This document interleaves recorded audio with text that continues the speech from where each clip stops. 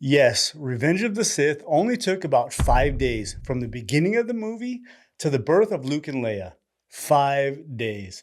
Now, this was a huge point of contention in my Siege of Mandalore Revenge of the Sith timeline supercut video. And people point to one thing to argue about this timeline, and that is Padme's pregnancy. How can Padme only be pregnant for 5 days?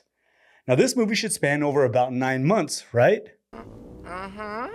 No, and the amount of misguided comments on this video was mind-blowing.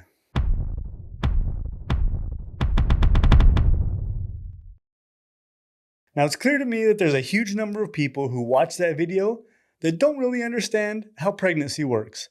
What did you say? You see, when Anakin is fighting above Coruscant and kills Count Dooku, he brings in Palpatine safely and then is met by Senator Organa. This is where Padme tells him that she's pregnant. So here's the big detail that all of these commenters are missing.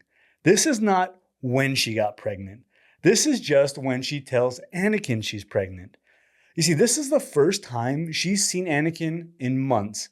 Anakin and Obi-Wan have been off fighting the Clone Wars for quite a while. As a matter of fact, this is how many battles that have gone on since he was even last on Coruscant. So Anakin's last time on Coruscant was just after the mission to Scipio and the death of Rush Clovis. After that, there's a mission to Utapau, then there's the Battle of Anaxis to rescue Echo. Here we see Anakin have a conversation with Padme via holocam while Rex is outside and covers. Padme, I'm so sorry. We didn't anticipate the Outer Rim sieges would last this long. You can also see that she's already showing at this point, but Anakin doesn't notice. You can even see her holding her belly as they talk. After Anaxis, they go to Skakel Minor where they finally find Echo. This finally takes Anakin to the Battle of Yerbana. Him, the 501st, Obi-Wan, and the 212th are fighting the droid army when they get a message from Ahsoka that Maul has taken over Mandalore. Now, as they reunite and talk about going to Mandalore, this is when Grievous attacks Coruscant. No, it's Coruscant. Grievous has attacked the capital.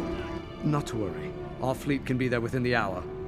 Now, this is when we see the beginning of Revenge of the Sith. This is the point where finally Anakin returns to Coruscant to see Padme. He travels back to Coruscant, kills Dooku, and crashes the big ship onto the planet and saves the Chancellor.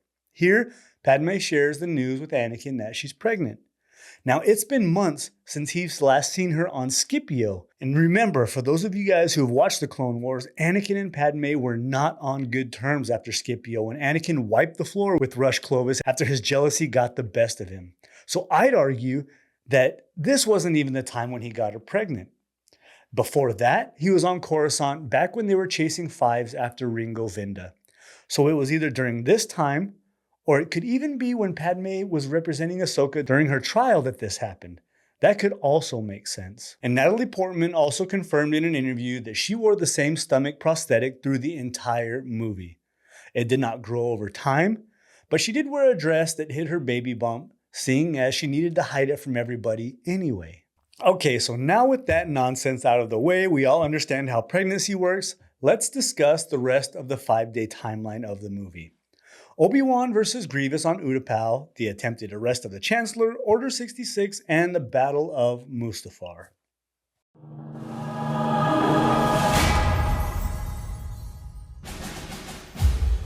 Anakin and Obi-Wan arrive on Grievous's flagship. Dooku is killed, Anakin and Obi-Wan get the Chancellor back safe, Padme tells Anakin she's pregnant, and then later that night, we get the scene of them on the balcony.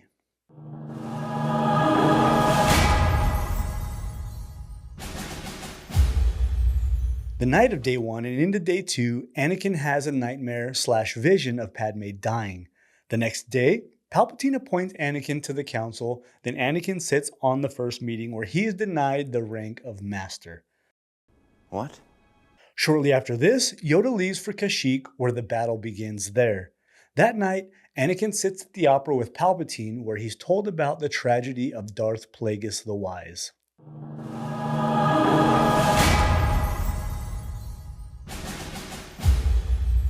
Obi-Wan is chosen by the council to go to Utapau to face Grievous.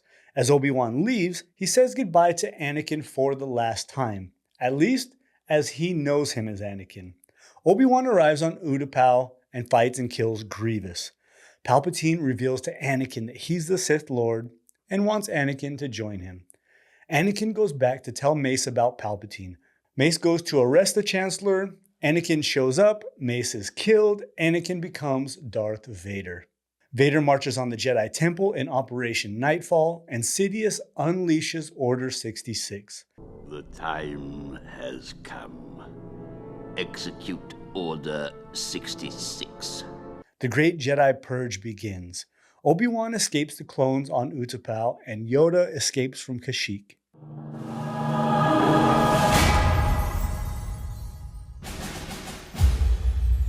Now, early in the morning hours of Day 4, Senator Organa shows up at the Jedi Temple before witnessing what was happening and escapes. Vader is sent to Mustafar, but stops first to see Padme before he leaves. Then, he arrives on Mustafar to slaughter the Separatist leaders.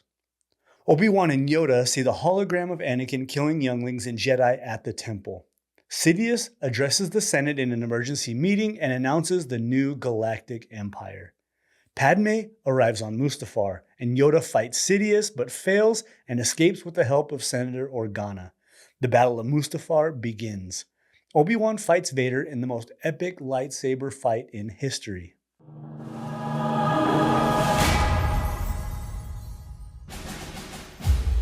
On the final day, sometime during the night or in the early hours, Obi-Wan defeats Vader, leaving his burned body for dead.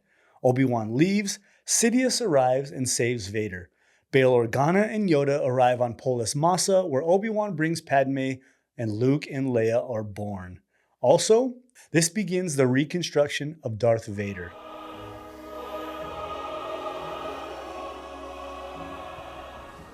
And that's it. 5 days. Now, Padme's funeral was several days later, I'm sure, but that is the accurate timeline.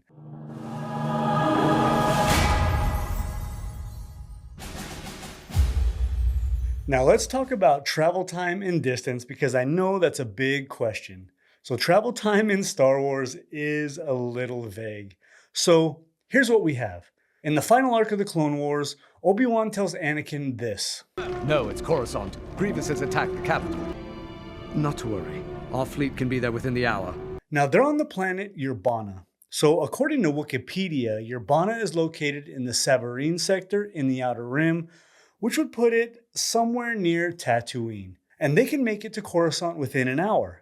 Now, Yoda goes to Kashyyyk, which is a little closer to Coruscant than Urbana, and Obi-Wan goes to Utapau, which is close to the same distance as Urbana, maybe a little bit further. Mustafar is near Utapau, and finally Polis Massa, where Luke and Leia are born, is pretty close to Mustafar. So I think time travel doesn't really affect this timeline too much, I would think. Now, you can find this map on swgalaxymap.com if you're interested in looking around. Now, there might be a little wiggle room for travel time and different day-night cycles for different planets. Now, for those of you guys who did see the video, one of the things that I did get wrong in the timeline is the epilogue in the final episode of the Clone Wars, where Vader finds Ahsoka's lightsaber. Now, I put in there that this is a few months after Order 66, but this is actually a few years after, not months.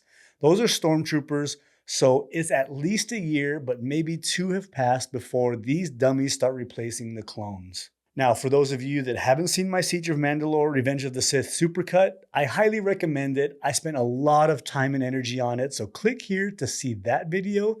Thank you guys so much for watching. Let me know what you think down in the comments, and may the Force be with you.